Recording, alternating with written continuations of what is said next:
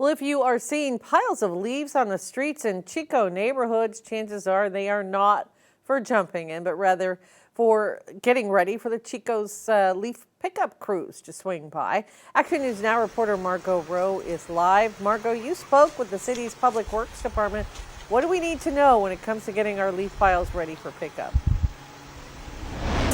Linda, if you're planning to put a pile out like this pile right here, you definitely want to make sure it's away from the curb so it's not blocking the drainage system. And when it comes to the piles of leaves, you want to make sure that it's just leaves. No branches, trash, debris, nothing like that, just leaves. And if you are in an area where there is a bike lane present, you make sure that the piles don't block that lane.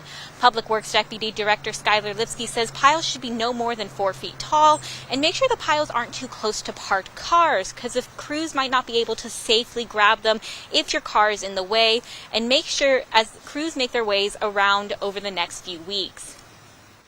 Leaf collection route, it begins in about the southwest section of the city and progresses northerly in a clockwise direction until the entire city is serviced, and then it's repeated. That process can take anywhere from 2 to 6 weeks to complete, depending on the amount of leaf material that's on the ground at the time and the amount of crews that are available. Lipsky says the city doesn't have a set schedule for the program. So far, the city has deployed about 1 to 2 crews since the start of the program. But as the weather gets colder and more leaves fall, they do plan to have more crews deployed. And Lipsky says all the leaves will be taken to a compost site local to Chico. Reporting live in Chico, I'm Margot Rowe for Action News Now. Coverage you can count on. Margot, for those who can't physically get their leaves to the curb, are there any assistance programs available?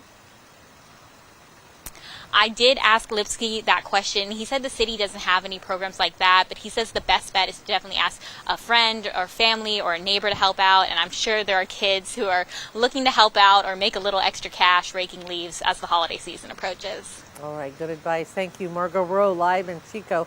Now, Lipsky also tells us that leaf pickup will only take place on city-owned road, not on private roads or county-owned roads.